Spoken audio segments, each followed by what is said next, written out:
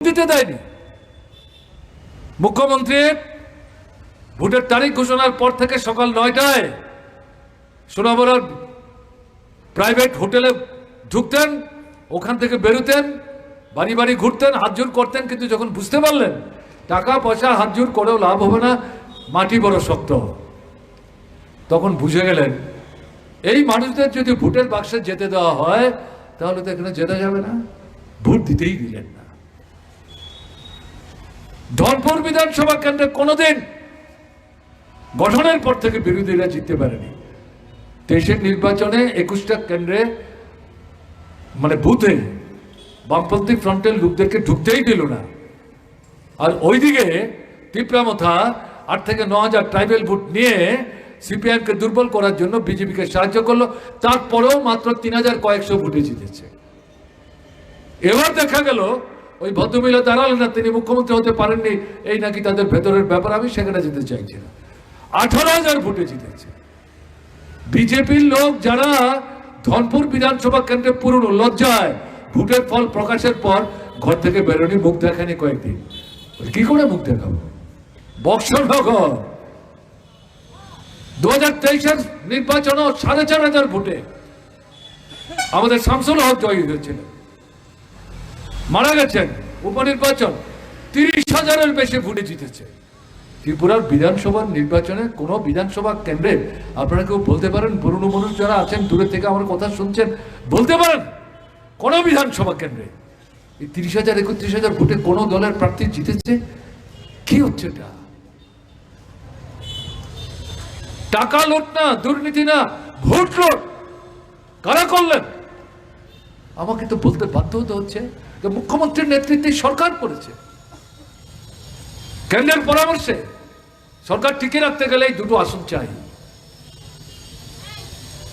কাজেই তারা ঠিক করে নিয়েছে, টাকা দেবো, পয়সা দেবো, ভোট বাক্স ভাঙবো, আমরা জিতবো, আমরা সরকার থাকবো, এইভাবেই চলবে। চলবে এইভাবে, চলতে দেবেন? এটাই আপনাদের কাছে আমাদের প্রশ্ন। শুধু মিটিং করে চলে যাবেন? অনেক হয়তো বলবেন অনেকদিন পরে তো তেলে মরে একটা মিটিং করলাম, মানিক সরকার আমাদের সঙ্গে পেছনে পেছনে হেঁটেছে, এটাও তো কম কথা না। এতে সন্তুষ্ট হলে চলবে না তো। এই যে সমস্যার কথাগুলো বলছে, এগুলো কি তৈরি করে বলছে? আপনার জীবনের কথা না।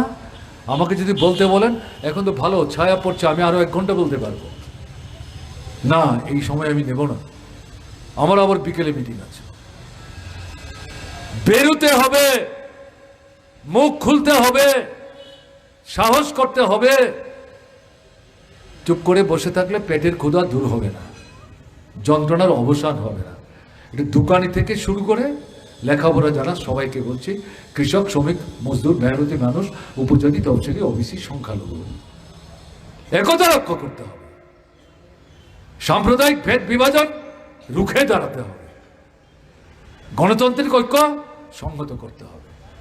এই লড়াই ছাড়া বাঁচবার কোনো রাস্তা নাই। মানুষ জন্মের আগে মায়ের পেটে যখন ভ্রূণ অবস্থায় আসে, সেখান থেকে তার লড়াই শুরু হয়। কি করে? মার পেট থেকে এসে ভূমিষ্ঠ হবে, সূর্যের আলো দেখবে, মৃত্যুর দিন পর্যন্ত লড়াই চলে, আরো একদিন, আরো 1 ঘন্টা বেঁচে থাকা যায় কিনা। এটাই যদি জীবনের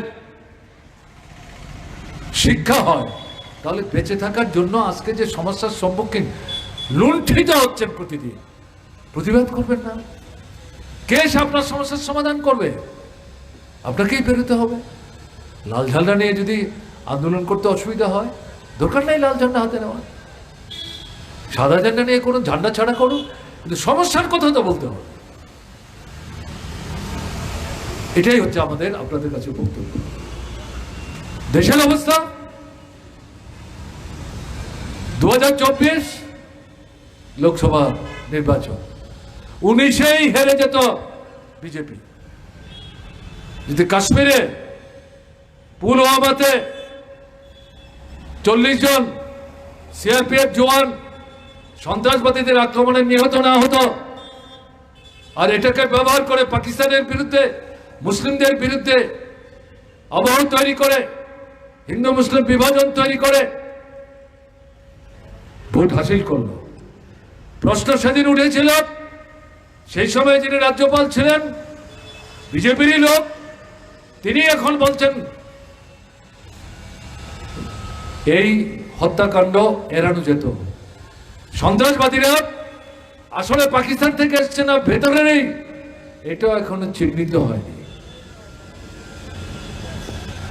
সুযোগ করে দেওয়া হয়েছে, আমি বিস্তৃত যাচ্ছি না। এটা যদি না ঘটতো, মানুষের মধ্যে যে ক্ষোভ বিক্ষোভ জমে উঠছিল, কৃষক, শ্রমিক, ক্ষেতমজুর, দিনমজুর, বিশেষ করে বেকার ছেলে মেয়ে, শিক্ষক, কেরানি, কর্মচারী, ছোট মাঝারি ব্যবসায়ী পরাজিত হতো। এই ঘটনা করে, ষড়যন্ত্র করে কোনো মতে রক্ষা পেয়েছে। এখন সামনের 24-এর নির্বাচনে কি ষড়যন্ত্র করবে কে জানে। রাম জন্মভূমির নামে, ঈদ পূজার নামে দাঙ্গা ইত্যাদি বাঁধিয়ে পরপর দুবার তিনবার সরকার আসলো। এখন তারা ঘোষণা করেছে আগামী জানুয়ারি মাসে নাকি প্রধানমন্ত্রী উদ্বোধন করতে যাবেন। কোন কোন রাজনৈতিক দলের নেতৃত্ব মহারাষ্ট্র থেকে, উত্তরপ্রদেশ থেকে বলতে শুরু করেছেন ভোটের 1 মাস 1.5 মাস আগে এই জিনিস হচ্ছে, এটার পেছনে অন্য কোনো ষড়যন্ত্র নাই তো, এরা নাকি কোটি কোটি মানুষ সেখানে জমায়েত করবেন, তাদের পয়সা আছে, হয়তো করতে পারে। কি করবে কেউ বলতে পারছে না, কিন্তু পরিস্থিতি যা 19-এর পর থেকে এই 5টা রাজ্যের নির্বাচন, কালকে ভোটের ফল বেরোয় 4টা রাজ্যের, একটা একদিন পরে হবে মিজোরামে। এর আগ পর্যন্ত যতগুলো ভোট হয়েছে, অধিকাংশ বিধানসভা, অধিকাংশ লোকসভার উপনির্বাচন, অধিকাংশ বিধানসভার উপনির্বাচন, অধিকাংশ পঞ্চায়েত, অধিকাংশ নগরের নির্বাচন, বিজেপির ফল খারাপ হয়েছে। হিন্দু, মুসলমান, বৌদ্ধ, খ্রিস্টান বিভাজন তৈরি করে আন্দোলন দমাতে পারছে না। গণতন্ত্রের উপর আক্রমণ আসছে, সংবিধান সংহার করছে, নাগরিক অধিকার হরণ করছে, ধর্মনিরপেক্ষতার যে আদর্শ মানুষকে ঐক্যবদ্ধ করে রাখার, এটার উপর আঘাত করছে। নির্বাচন কমিশন তার যে স্বাতন্ত্র, এটাকে হরণ করার চেষ্টা করছে। বিচার ব্যবস্থা তার যে স্বাতন্ত্র, এটাকে হরণ করার চেষ্টা করছে। যুক্তরাষ্ট্রীয় ব্যবস্থায় রাজ্যের যে অধিকার, এটা হরণ করে নেওয়ার চেষ্টা করছে। এই পরিস্থিতিতে এই সরকারের উপর মানুষ আস্থা হারিয়েছে। মার্কিন সাম্রাজ্যবাদ তাদের পদলায়ন করছে, জুনিয়র পার্টনার হচ্ছে। ভারতবর্ষের বাজার মার্কিন সাম্রাজ্যবাদের জন্য উন্মুক্ত করে দিয়েছে। এই যে পরিস্থিতি, আমাদের দেশের শ্রমিক, কৃষক, কর্মচারী, ছাত্র, যুবক, ক্ষেতমজুর, উপজাতি, তফসিলি, ওবিসি, সংখ্যালঘু, ছোট মাঝারি ব্যবসায়ী, বড়দের কথা বলছি না, বড়দের একটা অংশ, বুঝতে পারছেন? এরা যদি আবার 24-এর নির্বাচনের মধ্যে দিয়ে ফিরে আসে, সর্বনাশ হয়ে যাবে। এদের রাস্তা দেওয়া যায় না। 28টা রাজনৈতিক দল প্রথম পাটনায়, তারপরে কর্ণাটক, তারপরে মহারাষ্ট্রে মিটিং করেছে। শুরু হয়েছিল 15 দিয়ে, 28-এ এসেছে। এটা আগামী দিনে বাড়বে। আমরাও তার মধ্যে আছি, কংগ্রেসও তার মধ্যে আছে। স্লোগানটা কি? বিজেপিকে এই বিভাজনের যে রাজনীতি, জনবিরোধী যে অর্থনীতি, বড় বড় পুঁজিপতিদের স্বার্থ রক্ষা, লুটের জন্য যে কর্মসূচি, এর বিরুদ্ধে জনগণ থেকে বিচ্ছিন্ন করতে হবে। 24-এর লোকসভা নির্বাচনে এই রাজনৈতিক যে উচ্চতর পর্যায়ের সংগ্রাম, তাকে পরাস্ত করতে হবে। এই স্লোগান। কংগ্রেসের নীতি আর সিপিআইএমের নীতি কি এক? বামফ্রন্টের নীতি আর কংগ্রেসের নীতি কি এক? তা তো না। আপনারা তো দেখেছেন ত্রিপুরায় কংগ্রেসের ভূমিকা। উপজাতি যুব সমিতির কংগ্রেস কি করেছে, এগুলো বলার দরকার আছে। জানেন তো, নতুনরা কিছু কম জানতে পারে। তারপরেও আমরা কিন্তু কংগ্রেসের সাথে দাঁড়িয়ে বিজেপিকে ঠেকাবার জন্য অগ্রসর হওয়ার চেষ্টা করছি। নীতির লড়াই চলবে, আদর্শের লড়াই চলবে। এই মুহূর্তের দেশের সামনে প্রধান বিপদ, এ শুধু সিপিএম এর বিপদ না, কংগ্রেসের বিপদ না, তাদের দলের লোকদের বিপদ না, দেশের মানুষের বিপদ। কাজে দেশকে রক্ষা করতে হবে। দেশ না রক্ষা হলে রাজ্য রক্ষা হবে না। দেশ রাজ্য রক্ষা না হলে আপনি যে দলই করেন, সেই দল রক্ষা করবেন কি করে? দল তো করেন মানুষের জন্য, সে মানুষকে কি করে রক্ষা করবেন? কাজে এরকম একটা জায়গায় দাঁড়িয়ে এখন এই স্লোগান উঠেছে। কালকে ফল প্রকাশ হবে। প্রধানমন্ত্রী স্বরাষ্ট্রমন্ত্রী তো ঘুরছেন, কিন্তু এই চেহারার যে চেল্লা, এটা ততটা আগের মতো কচকচ না, মানুষকে ততটা আকৃষ্ট করে না। তাহলে 19-এর পর থেকে এখন পর্যন্ত নির্বাচনগুলির ফল তো অন্যরকমই হতো। কালকে যে ফল বেরোবে তাতেও দেখবেন যা প্রত্যাশা করে বিজেপি প্রধানমন্ত্রীকে ঘুরিয়েছেন, স্বরাষ্ট্রমন্ত্রীকে ঘুরিয়েছেন, বৈদেশিক মন্ত্রীকে ঘুরিয়েছেন, প্রতিরক্ষা মন্ত্রীকে ঘুরিয়েছেন, টাকা তো অঢেল,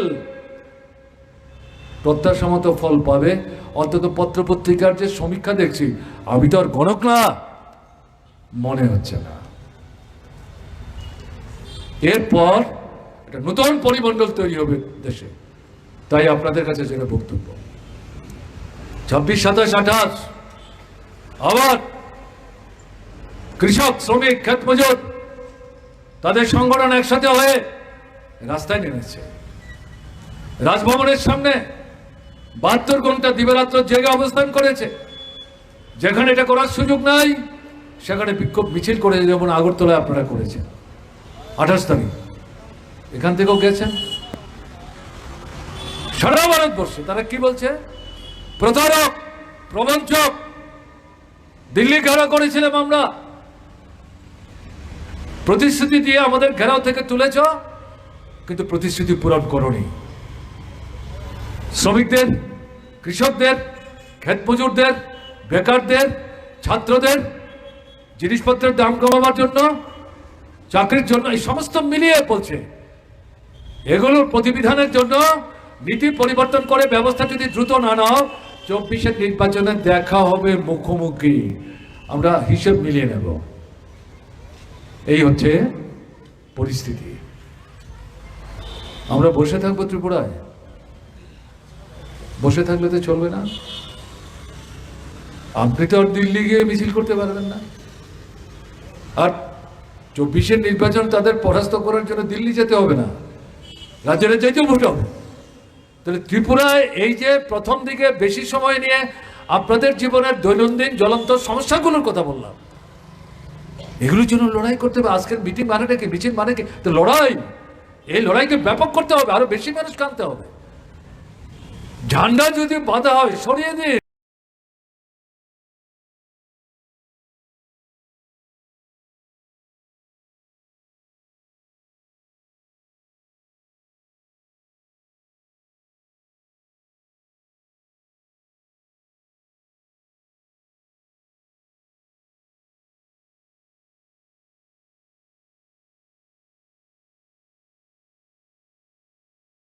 যে লড়াই বিজেপির দুঃশাসনের বিরুদ্ধে, এই লড়াইটাও তেজি হবে।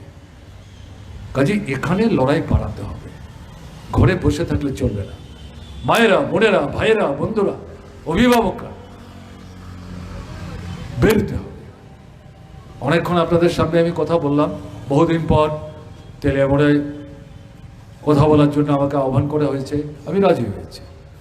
আমি জানি অনেক লোক আছেন দূর দূরান্ত বসে, সামনে এসে মুখ দেখাতে চাইছেন না, কিন্তু গালে হাত দিয়ে কথা শুনছেন। আমরা মিথ্যে কথা বলি না তো, কল্পকাহিনী মানুষের সামনে উপস্থিত করি না তো, অনুমান নির্ভর কথা বলি না তো, জীবনের যে তপ্ত অভিজ্ঞতা তার উপর ভিত্তি করে সত্য উপস্থিত করি, মিশ্রিত করি, ভবিষ্যতের কর্মসূচির কথা আহ্বান করি। তাই আপনাদের কাছে আবেদন, দূরে না, আস্তে আস্তে কাছে আসুন। ঘরটাকে সজাগ করুন, পাশের বাড়ির লোকটাকে সজাগ করুন, পাড়ার লোকদের সজাগ করুন, গ্রামে ঢুকুন। উপজাতি, অনুপজাতি, হিন্দু, মুসলমান, বৌদ্ধ, খ্রিস্টান একসাথে হন। যারাই বিভাজন তৈরি করার চেষ্টা করবে তাদের বিরুদ্ধে রুখে দাঁড়ান। বাঁচার প্রশ্নে সোচ্চার হন, গলা ছড়িয়ে কথা বলুন, এই সরকারের উপর চাপ সৃষ্টি করুন। নিকম্মা সরকার মানুষের জন্য কিছু না করলে ক্ষমতায় থাকবে কেন? জালিয়াতি করে সরকারে বসেছে, তারপরে তোমাদের ঘুম ভাঙছে না। আমাদের তো ধারণা ছিল এত কম ভোট পাওয়ার পর, আসন কম পাওয়ার পর হয়তো বোধ হবে, বোধহয় এখন কিছু মানুষের জন্য করতে হবে। এখন তো দেখছি তোমরা আরো উল্টো পথে যাচ্ছ। কাজে এই যে পরিস্থিতিতে তাদের উপর চাপ সৃষ্টি করার জন্য সামনের দিনে বৃহত্তর আন্দোলন গড়ে তুলবার জন্য আপনাদের কাছে আহ্বান জানাচ্ছি। দীর্ঘ সময় আপনাদের সামনে কথা বলার সুযোগ দিলেন, আপনারা শুনলেন। আমি অনুপ্রাণিত হয়েছি। তার জন্য আপনাদেরকে অভিনন্দিত করে আমি আমার কথা বলা শেষ করছি। ভালো থাকবেন। আমার নমস্কার।